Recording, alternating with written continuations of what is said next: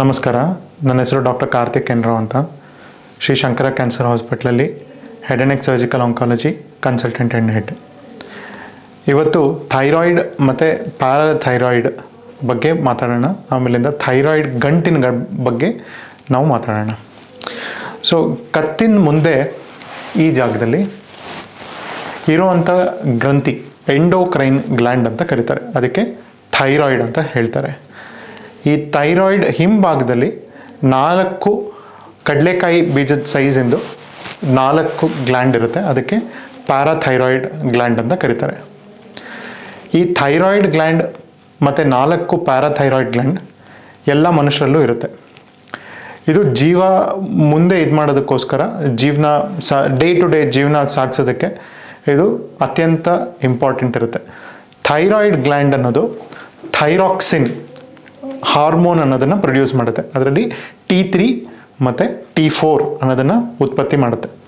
ಈ T3 ಮತ್ತು T4 ಅನ್ನೋದು ನಮ್ಮ ದೇಹದ ಮೆಟಬಾಲಿಸಮ್ ಅಂತ ಏನು ಹೇಳ್ತಾರೆ ಅದನ್ನು ಮೇಂಟೈನ್ ಮಾಡೋದಕ್ಕೆ ಅತ್ಯಂತ ಇಂಪಾರ್ಟೆಂಟ್ ಇರುತ್ತೆ. ಈ ಪ್ಯಾರಾಥೈರಾಯ್ಡ್ ಗ್ಲ್ಯಾಂಡ್, ಈ ಗ್ಲ್ಯಾಂಡ್ಸು ಪ್ಯಾರಾಥಾರ್ಮೋನ್ ಅನ್ನೋದನ್ನು ಸೆಕ್ರೀಟ್ ಮಾಡುತ್ತೆ. ಈ ಪ್ಯಾರಾಥಾರ್ಮೋನ್ ಅನ್ನೋದು ನಮ್ಮ ಮೂಳೆ ಮತ್ತು ಕ್ಯಾಲ್ಶಿಯಂ ಮೇಂಟೈನ್ ಮಾಡೋದಕ್ಕೋಸ್ಕರ ಅದು ತುಂಬ ಹೆಲ್ಪ್ ಮಾಡುತ್ತೆ. ಪ್ಯಾರಾಥಾರ್ಮೋನ್, ವಿಟಮಿನ್ ಡಿ ತುಂಬ ಇಂಪಾರ್ಟೆಂಟ್ ನಮ್ಮ ದೇಹದ ಕ್ಯಾಲ್ಶಿಯಂನ ಮೇಂಟೈನ್ ಮಾಡೋದಕ್ಕೋಸ್ಕರ. ಫಸ್ಟು ಥೈರಾಯ್ಡ್ ಗ್ಲ್ಯಾಂಡ್ ಬಗ್ಗೆ ಮಾತಾಡೋಣ. ಈ ಥೈರಾಯ್ಡ್ ಗ್ಲ್ಯಾಂಡ್ ಅನ್ನೋದು ಯೂಶಲಿ ಎಲ್ಲರಿಗೂ ಇದ್ದೇ ಇರುತ್ತೆ. ಆಮೇಲಿಂದ ಸ್ವಲ್ಪ ಮಟ್ಟಿಗೆ ತುಂಬ ಲೀನ್ ಆಗಿರುವಂಥದ್ದು, ತುಂಬ ಸಣ್ಣಕ್ಕಿರುವಂಥವ್ರು ಕತ್ತನ್ನು ಹಿಂದೆ ಬಗ್ಸಿದ್ರೆ ನುಂಗಿದ್ರೆ ಇಲ್ಲಿ ನಿಮಗೆ ಒಂಥರ ಮೂಮೆಂಟ್ ಕಾಣುತ್ತೆ. ಅದು ಎಲ್ಲರಿಗೂ ಇರುತ್ತೆ, ನಾರ್ಮಲ್ ಆಗಿ ಎಲ್ಲರಿಗೂ ಇರುತ್ತೆ. ಈ ಥರ ಸಣ್ಣಕ್ಕಿರೋರಿಗೆ ಪ್ರೊನೌನ್ಸ್ಡ್ ಆಗಿ ತುಂಬ ಪ್ರಾಮುಖ್ಯತೆಯಿಂದ ಮುಂದೆ ಕಾಣುತ್ತೆ. ಸೊ ಇದಕ್ಕೇನು ಹೆದರೋ ಅಂಥದ್ದು ಏನೂ ಇರಲ್ಲ. ಯೂಶಲಿ ಥೈರಾಯ್ಡ್ ಗ್ಲ್ಯಾಂಡ್ ಅನ್ನೋದು ನಾರ್ಮಲಾಗೆ ದೊಡ್ಡದಾಗೋ ಸಾಧ್ಯತೆಗಳಿರುತ್ತೆ. ಯಾವಾಗ ಚಿಕ್ಕ ಹುಡುಗರಿಂದ ದೊಡ್ಡವರಾಗಬೇಕಾದ್ರೆ ಆ ಫೇಸ್ ಏನೋ ಟೈಮಲ್ಲಿ, ಆಮೇಲಿಂದ ಲೇಡೀಸಲ್ಲಿ ನಾರ್ಮಲ್ ಪ್ರೆಗ್ನೆಂಟ್ ಆಗೋ ಟೈಮಲ್ಲಿ, ಇದರಲ್ಲಿ ಎಲ್ಲ ಥೈರಾಯ್ಡ್ ಗ್ಲ್ಯಾಂಡಿನ ಸೈಜು ದೊಡ್ಡದಾಗೋ ಸಾಧ್ಯತೆಗಳಿರುತ್ತೆ. So this is called as, ಇದಕ್ಕೆ physiological thyroid enlargement or physiological goitre ಅಂತ ಕರೀತಾರೆ. ಯಾವುದೇ ಥೈರಾಯ್ಡ್ ದೊಡ್ಡದಾಗಿದ್ದರೆ ಅದಕ್ಕೆ ಗಾಯ್ಟರ್ ಅಂತ ಕರೀತಾರೆ. ಸೊ ಇವಾಗ ನಾವು ಯಾವಾಗ ಡಾಕ್ಟ್ರ್ ಹತ್ರ ಹೋಗಬೇಕು? ಸೊ ಇದು ಪೂರ್ತಿ ಯೂನಿಫಾರ್ಮ್ ಆಗಿ, ಅಂದರೆ ಪೂರ್ತಿ ಒಂದೇ ಸಮ ದೊಡ್ಡದಾಗಿದ್ದಾಗ ನಾವು ಯಾವಾಗಲೂ ಹೋಗೋ ನೆಸಸರಿ ಇರಲ್ಲ. ಸೊ ಅವಾಗ ನೀವು ಫಸ್ಟ್ ಹೋಗಬೇಕಾಗಿರೋದು ಯಾವ್ದಾದ್ರು ಎಂಡೋಕ್ರೈನ್ ಡಾಕ್ಟರ್ ಹತ್ರ, ಇಲ್ಲ ಅಂತ ಹೇಳಿದ್ರೆ ಹೆಡ್ ಆ್ಯಂಡ್ ನೆಕ್ ಸರ್ಜನ್ ಹತ್ರ ಹೋದಾಗ ಅವ್ರು ನಿಮ್ಮದನ್ನು ಕತ್ತಿಂದನ್ನು ಪರೀಕ್ಷೆ ಮಾಡಿ ನೋಡ್ತಾರೆ. ಮುಟ್ಬಿಟ್ಟು ಏನಾದ್ರು ಗಂಟಿದೆಯಾ, ಥೈರಾಯ್ಡು ಪೂರ್ತಿ ಯೂನಿಫಾರ್ಮ್ ಆಗಿ ದೊಡ್ಡದಾಗಿತ್ತು ಅಂದರೆ ಯೂಶಲಿ ಸೋನೋಗ್ರಫಿ ಅಂತ ಮಾಡ್ತಾರೆ. ಅಂದರೆ ಅದು ಹೇಗಿದೆ, ಅದು ಅಲ್ಟ್ರಾಸೌಂಡಲ್ಲಿ ನಿಮಗೆ ಟೆಸ್ಟ್ ಮಾಡಿ ನೋಡ್ತಾರೆ, ಒಳಗಡೆ ಗಂಟು ಏನಾದ್ರು ಇದೆಯಾ ಅಂತ ಹೇಳ್ಬಿಟ್ಟು ನೋಡೋದಕ್ಕೋಸ್ಕರ ಮಾಡ್ತಾರೆ. ಆಗ ಯೂನಿಫಾರ್ಮ್ ಆಗಿ ಎನ್ಲಾರ್ಜ್ ಆಗಿದ್ದು, ಬೇರೆ ಏನು ಅದರದ್ದು ಪ್ರಾಬ್ಲಮ್ಸ್ ಇಲ್ಲ ಅಂತ ಹೇಳಿದ್ರೆ ಸೂಜಿ ಪರೀಕ್ಷೆ ಏನು ನೆಸಸರಿ ಬರಲ್ಲ. ಯಾವಾಗ ನಾವು ಅದ್ರ ಬಗ್ಗೆ ಯೋಚನೆ ಮಾಡಬೇಕು ಅಂದರೆ, ಯಾವುದಾದ್ರು ಒಂದು ಕಡೆ ಗಂಟು ಬಂದು ಆ ಗಂಟು ದೊಡ್ಡದಾಗ್ತಿದ್ರೆ ಅದ್ರ ಜೊತೆಗೆ ನಿಮ್ಗೇನಾದ್ರು ಸಿಮ್ಟಮ್ಸ್, ಈಗ ಥೈರಾಯ್ಡ್ ಸಿಮ್ಟಮ್ಸ್ ಅಂದರೆ ಒಂದೇ ಸಮ ಕೂದಲು ಉದುರೋಂಗಾಗೋದು, ಸಡನ್ನಾಗಿ ವೆಯ್ಟ್ ಲಾಸ್ ಆಗೋಂಗಾಗೋದು, ಯಾವಾಗಲೂ ಶೆಕೆ ಅಂತಂಗೆ ಅನ್ಸೋದು, ಆಮೇಲಿಂದ ಏನೇ ತಿಂದರೂ ಇನ್ನೂ ಹಸಿವಿರೋ ಅಂತಾಗೋದು, ಸ್ವಲ್ಪ ನೆವೆ ಬಂದಂಗೆ ಆಗೋದು, ಈ ಥರ ಎಲ್ಲ ಇದ್ದಾಗ ಥೈರಾಯ್ಡ್ ಉತ್ಪತ್ತಿ ಜಾಸ್ತಿ ಆಗಿದೆ ಅಂತ ಹೇಳ್ಬೋದು. ಥೈರಾಯ್ಡ್ ಉತ್ಪತ್ತಿ ಕಮ್ಮಿ ಆಯಿತು ಅಂತ ಹೇಳಿದ್ರೆ ವೆಯ್ಟ್ ಗೇನ್ ಆಗೋವಂತಾಗೋದು, ಮೈಯೆಲ್ಲ ನೆವೆ ಅಂತ ಆಗೋದು, ಕೈಯೆಲ್ಲದೂ ಫ್ಲೇಕಿ ಸ್ಕಿನ್ ಅಂತ ಕರೀತಾರೆ, ಒಂಥರ ಬಳಪ ಇದ್ರ ಥರ ಆದಂಗೆ ಆಗೋದು, ಆಮೇಲಿಂದ ಕಾಲು ಮತ್ತು ಪಕ್ಕದಲ್ಲಿ ದಪ್ಪ ಆದಂಗೆ ಆಗೋದು, ಕೂದಲು ಉದುರೋದು, ಆಮೇಲಿಂದ ಸ್ವಲ್ಪ ಚಳಿ ಅನಿಸೋದು, ಇದೆಲ್ಲ ಆಯಿತು ಅಂದರೆ ಥೈರಾಯ್ಡ್ ಉತ್ಪತ್ತಿ ಕಮ್ಮಿ ಇದೆ ಅಂತ. ಸೊ ಈ ಥರ ಇದ್ದು ಕತ್ತಲ್ಲಿ ಗಂಟಿದ್ದಾಗ ಸೊ ಡಾಕ್ಟರ್ ಹತ್ರ ತೋರಿಸಿದ್ರೆ ಅವರು ಫಸ್ಟ್ ನಿಮಗೆ ಥೈರಾಯ್ಡ್ ಪರೀಕ್ಷೆ ಮಾಡಿಸ್ತಾರೆ, ಕೆಲವೊಂದು ಬ್ಲಡ್ ಟೆಸ್ಟ್ಗಳು ಮಾಡಿಸ್ತಾರೆ, ಅದರ ಜೊತೆಗೆ ಕತ್ತಿಂದು ಅಲ್ಟ್ರಾಸೌಂಡ್ ಮಾಡಿಸ್ತಾರೆ. ಆ ಅಲ್ಟ್ರಾಸೌಂಡಲ್ಲಿ ನಮಗೆ ಥೈರಾಯ್ಡ್ ಹೇಗಿದೆ ಅನ್ನೋದು ಗೊತ್ತಾಗುತ್ತೆ. ಆ ಬ್ಲಡ್ ಟೆಸ್ಟಲ್ಲಿ ಥೈರಾಕ್ಸಿನ್ TSH ಅಂತ ಮಾಡಿಸ್ತಾರೆ, ಥೈರೋಟ್ರೋಪಿನ್ ಅಂತ ಕರೀತಾರೆ. ಸೊ ಅದರ ಬೇಸಿಸ್ ಮೇಲೆ ಎಷ್ಟಿದೆ ಅಂತ ಹೇಳ್ಬಿಟ್ಟು ನೋಡ್ತಾರೆ. ಈಗ ಥೈರಾಯ್ಡ್ ಗಂಟಲ್ಲಿ 1 ಸೆಂಟಿಮೀಟರ್ಗೆ ಏನಾದರೂ ದೊಡ್ಡದಿತ್ತು ಅಂದರೆ ಆವಾಗ ನಾವು ಸೂಜಿ ಪರೀಕ್ಷೆ ಮಾಡಬೇಕಾಗತ್ತೆ. ಸೊ ಸೋನೋಗ್ರಫಿನಲ್ಲೇ ನಮಗೆ ಸುಮಾರು ಇನ್ಫಾರ್ಮೇಷನ್ ಗೊತ್ತಾಗುತ್ತೆ. ಗಂಟು ಎಷ್ಟು ದೊಡ್ಡದಿದೆ, ಎಷ್ಟು ಸೈಜ್ ಇದೆ, ಗಂಟು ಒತ್ತಕ್ಕಾಗುತ್ತಾ ಇಲ್ವಾ, ಯಾವ ಸೈಡಲ್ಲಿ ದೊಡ್ಡದಿದೆ, ಗಂಟು ಸುತ್ತ ಏನಾದ್ರು ರಕ್ತದ ಅಂಶ ಜಾಸ್ತಿ ಇದೆಯಾ ಇಲ್ವಾ, ಗಂಟು ಒಳಗಡೆ ಏನಾದ್ರು ಬೆಳ್ಕೊಂಡಿದೆಯಾ ಏನು. ಸೊ ಅದೆಲ್ಲ ಸುಮಾರು ಇನ್ಫಾರ್ಮೇಷನ್ ಸಿಗುತ್ತೆ. ಸುಮಾರು ಒಂದು 10 ಪ್ಯಾರಾಮೀಟರ್ಸ್ ಅಂತ ಕರೀತಾರೆ. ಸೊ ಅದರಲ್ಲಿ ನಮ್ಗೆ ಗೊತ್ತಾಗುತ್ತೆ. ಸೊ ಅದ್ರ ಬೇಸಿಸ್ ಮೇಲೆ ನಾವು ರಿಸ್ಕ್ ಸ್ಟ್ರಾಟಿಫೈ ಮಾಡ್ಬೋದು, ಎಷ್ಟರ ಮಟ್ಟಿಗೆ ರಿಸ್ಕ್ ಇದೆ ಅಂತ. ಅದನ್ನು ಡಿಟರ್ಮೈನ್ ಮಾಡಿಬಿಟ್ಟು 1 ಸೆಂಟಿಮೀಟ್ರಿಗಿನ್ನ ದೊಡ್ಡ ನಾಡ್ಯೂಲ್ ಇತ್ತು ಅಂತ ಹೇಳಿದ್ರೆ, ಗಂಟಿದ್ದರೆ ಅವಾಗ ಮಾತ್ರ ನಾವು ಸೂಜಿ ಪರೀಕ್ಷೆ ಮಾಡಬೇಕಾಗುತ್ತೆ. ಆ ಸೂಜಿ ಪರೀಕ್ಷೆ ಅಂತ ಹೇಳಿದ್ರೆ ನಾವು ಚಿಕ್ಕದಾಗಿ ಇಲ್ಲಿ ಇಂಜೆಕ್ಷನ್ ಕೊಟ್ಬಿಟ್ಟು ಸೂಜಿನ ಮಲ್ಟಿಪಲ್ ಟೈಮ್ಸ್ ಒಳಗಡೆ ಪುಷ್ ಮಾಡ್ತೀವಿ. ಇದ್ರ ಮಾಡೋ ಉದ್ದೇಶ ಏನಂತ ಹೇಳಿದ್ರೆ, ಒಳಗಡೆ ಇರೋ ಥೈರಾಯ್ಡ್ ಗಂಟಲ್ಲಿರೋ ಅಂಶನ ಆ ಸೂಜಿ ಒಳಗಡೆ ಬಂದು ಅದನ್ನು ನಾವು ಮೈಕ್ರೋಸ್ಕೋಪ್ ಒಳಗಡೆ ಇಟ್ಬಿಟ್ಟು ನೋಡ್ತೀವಿ. ಅದರಲ್ಲಿ ಕ್ಯಾನ್ಸರ್ ಕಣಗಳೇನಾದ್ರು ಇದೆಯಾ ಇಲ್ವಾ ಅಂತ ಹೇಳ್ಬಿಟ್ಟು ನೋಡೋದಕ್ಕೋಸ್ಕರ ಚೆಕ್ ಮಾಡ್ತೀವಿ. ಸೊ ಇದರಲ್ಲೂ ಕೂಡ 6 ವಿಧವಾಗಿರುತ್ತೆ. ಡಿವೈಡ್ ಮಾಡಿಬಿಟ್ಟು ಹೇಳ್ತಾರೆ. ಬೆಥೆಸ್ಡಾ ಅಂತ ಕರೀತಾರೆ.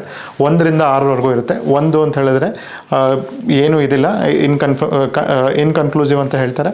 ಬೆಥೆಸ್ಡಾ 6 ಅಂತ ಹೇಳಿದ್ರೆ ಕ್ಯಾನ್ಸರ್ ಇದೆ ಅಂತ ಹೇಳ್ಬಿಟ್ಟು ಗೊತ್ತಾಗುತ್ತೆ. ನಮ್ಗೆ ಅದರಲ್ಲಿ ವೇರಿಯಸ್ ಗ್ರೇಡ್ಸ್ ಇದ್ರ ಪ್ರಕಾರ ನಮ್ಗೆ ಅದರಲ್ಲಿ ಗೊತ್ತಾಗುತ್ತೆ. ಅದರಲ್ಲಿ ಥೈರಾಯ್ಡಲ್ಲಿ ಕ್ಯಾನ್ಸರ್ ಅಂತ ಹೇಳಿದ್ರೆ ಸುಮಾರು ಒಂದು 10 ರಿಂದ 15 ವಿಧಗಳ ಥರ ಇದೆ ಥೈರಾಯ್ಡಲ್ಲಿ ಕ್ಯಾನ್ಸರ್.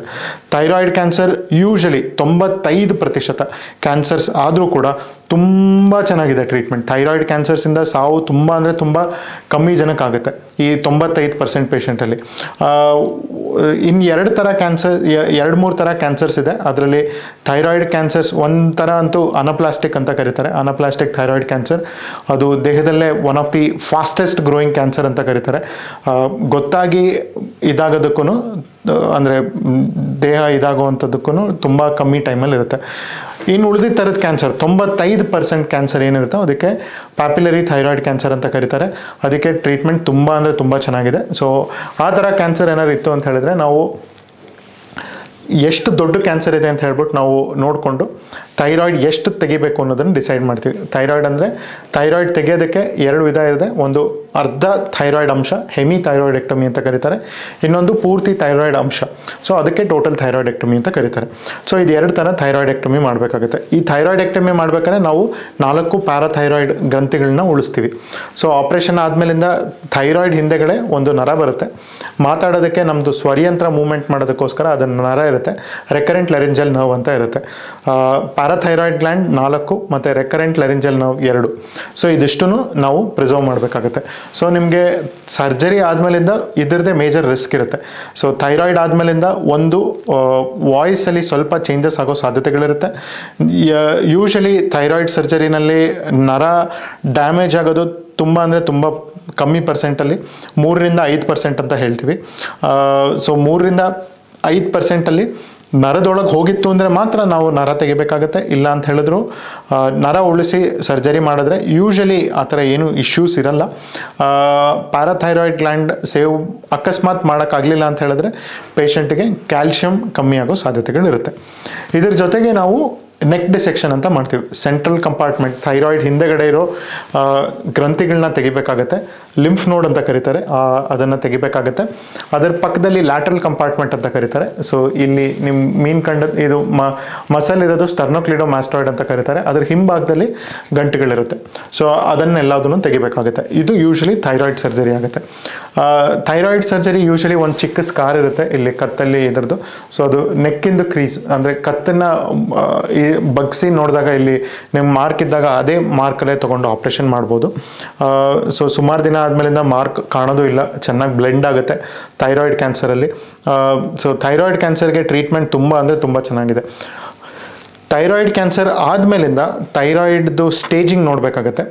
ಒಂದು ಒಳ್ಳೆ ಇದು ಅಂಶ ಏನಂದರೆ ಥೈರಾಯ್ಡ್ ಕ್ಯಾನ್ಸರ್ದು ಎಷ್ಟೇ ದೊಡ್ಡದಿದ್ರು ಥೈರಾಯ್ಡ್ ಕ್ಯಾನ್ಸರ್ ಕತ್ತಿನ ಗಂಟೆಗೆ ಹರಡಿದ್ರು 55ಕ್ಕಿಂತ ಕಮ್ಮಿ ಇತ್ತು ಅಂದರೆ ಅದು ಬೇರೆ ಕಡೆ ಎಲ್ಲೂ ಹರಡಿಲ್ಲ ಅಂತ ಹೇಳಿದ್ರೆ ಥೈರಾಯ್ಡ್ ಕ್ಯಾನ್ಸರ್ ಸ್ಟೇಜ್ 1 ಇರುತ್ತೆ.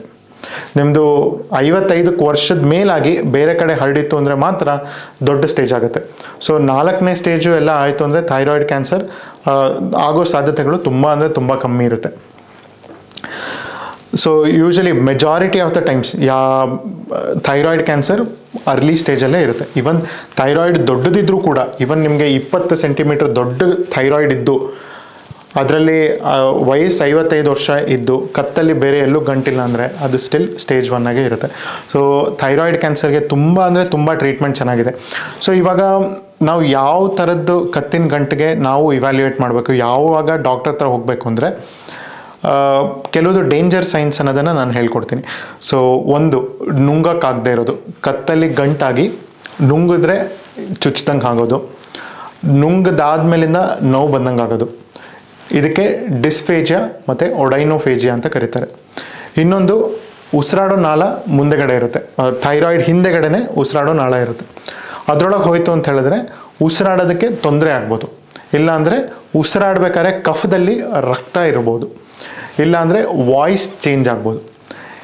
ಆಮೇಲಿಂದ ಇನ್ನೊಂದು, ಕತ್ತಲ್ಲಿ ಗಡ್ಡೆ ದೊಡ್ಡದಾಗಿರೋದು, ಅದರ ಪಕ್ಕದಲ್ಲಿ ಇನ್ನೊಂದು ಗಡ್ಡೆ ಆದಂಗೆ ಆಗೋದು. ಸೊ ಈ ಥರ ಇತ್ತು ಅಂತ ಹೇಳಿದ್ರೆ ಇದು ಡೇಂಜರ್ ಸೈನ್ಸ್ ಅಂತ ಕರೀತಾರೆ. ಈ ಥರ ಇದ್ದಾಗ ಇಮ್ಮಿಡಿಯೇಟಾಗಿ ಡಾಕ್ಟರ್ ಹತ್ರ ಹೋಗ್ಬಿಟ್ಟು ತೋರಿಸ್ಬೇಕಾಗತ್ತೆ. ಸೊ ಥೈರಾಯ್ಡ್ ಕ್ಯಾನ್ಸರ್ ಟ್ರೀಟ್ಮೆಂಟ್ ಕೊಟ್ಟಾದ್ಮೇಲಿಂದ ಯೂಶಲಿ ನಾವು ರೇಡಿಯೋ ಅಯೋಡಿನ್ ಟ್ರೀಟ್ಮೆಂಟ್ ಅಂತ ಕೊಡ್ತೀವಿ. ರಿಸ್ಕ್ ಸ್ಟ್ರಾಟಿಫಿಕೇಷನ್ ಅಂತ ಮಾಡ್ತೀವಿ. ಥೈರಾಯ್ಡ್ ಕ್ಯಾನ್ಸರ್ ಆದಮೇಲಿಂದ ಪೇಷಂಟ್ದು ಪ್ರೊಫೈಲ್ ನೋಡಿಕೊಂಡು ಥೈರಾಯ್ಡ್ ಎಷ್ಟು ಮಟ್ಟಿಗೆ ದೊಡ್ಡದಾಗಿದೆ, ನರದಲ್ಲಿ ಹರಡಿದೆಯಾ ಇಲ್ವಾ, ಆಮೇಲೆ ರಕ್ತನಾಳದೊಳಗೆ ಹೋಗಿದೆಯಾ ಇಲ್ವಾ, ಗಡ್ಡೆನಲ್ಲಿ ಎಷ್ಟಿದೆ, ಅಗ್ರೆಸಿವ್ನೆಸ್ ಎಷ್ಟಿದೆ, ಕೆಲವು ಮ್ಯೂಟೇಷನ್ಸ್ ಇದೆಯಾ ಇಲ್ವಾ ಅನ್ನೋದನ್ನೆಲ್ಲ ಟೆಸ್ಟ್ ಮಾಡಿ ನೋಡ್ತೀವಿ.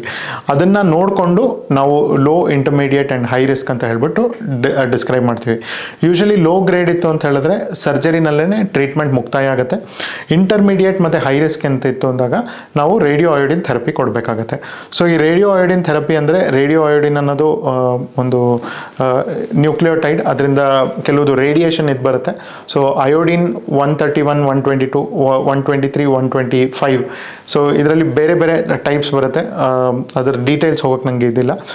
ಸೊ ಆ ರೇಡಿಯೋ ಅಯೋಡಿನ್ ಅನ್ನೋ ಮಾತ್ರೆ ಕೊಟ್ಟಾಗ ಅದು ಥೈರಾಯ್ಡ್ ಯಾವುದು ಉಳಿದಿರುತ್ತೋ ಅದರಲ್ಲಿ ಅಕ್ಯುಮುಲೇಟ್ ಆಗಿಬಿಟ್ಟು ಅಲ್ಲಿಂದ ರೇಡಿಯೇಷನ್ ಕಿರಣಗಳು ಬರುತ್ತೆ. ಸೊ ಅದು ಉಳಿದಿರೋ ಥೈರಾಯ್ಡ್ ಗ್ಲ್ಯಾಂಡ್ ಮತ್ತು ಕ್ಯಾನ್ಸರ್ ಯಾವುದು ಕಣ್ಣಿಗೆ ಕಾಣದೇ ಇರೋದಿರುತ್ತೋ ಅದನ್ನು ಬರ್ನ್ ಮಾಡೋದಕ್ಕೆ ಹೆಲ್ಪ್ ಮಾಡುತ್ತೆ. ಸೊ ಆ ರೇಡಿಯೋ ಅಯೋಡಿನ್ ಟ್ರೀಟ್ಮೆಂಟ್ ಆದಮೇಲಿಂದ 6 ತಿಂಗಳಿಗೆ ನಾವು ಥೈರೋಗ್ಲೋಬುಲಿನ್ ಮತ್ತು TSH ಅನ್ನೋದು ಬ್ಲಡ್ ಟೆಸ್ಟ್ ಮಾಡ್ತೀವಿ.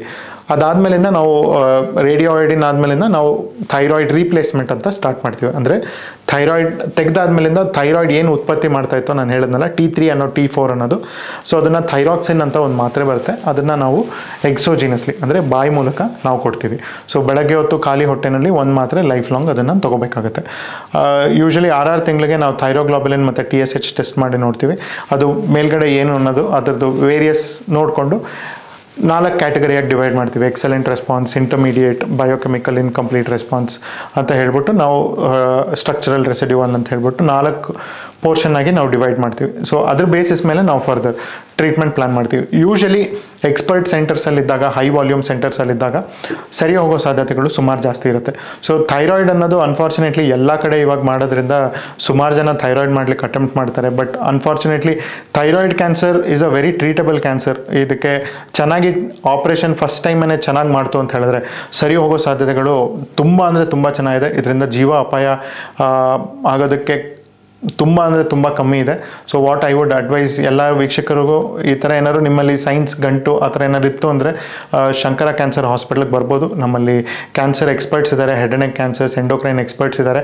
ಸೊ ಅವ್ರು ಇದನ್ನು ನೋಡ್ಬಿಟ್ಟು ನಿಮ್ಮ ಮುಂದಿಂದ ಏನು ಮಾಡ್ಬೋದು ಅಂತ ಹೇಳ್ಬೋದು. ಏನು ಹೆದರುವಂಥದ್ದು ಬೇಡ. ಈ ಥರ ಥೈರಾಯ್ಡ್ ಕ್ಯಾನ್ಸರ್ ಇತ್ತು ಅಂತ ಹೇಳಿದ್ರೆ ತುಂಬ ಚೆನ್ನಾಗಿರುತ್ತೆ ಟ್ರೀಟ್ಮೆಂಟು.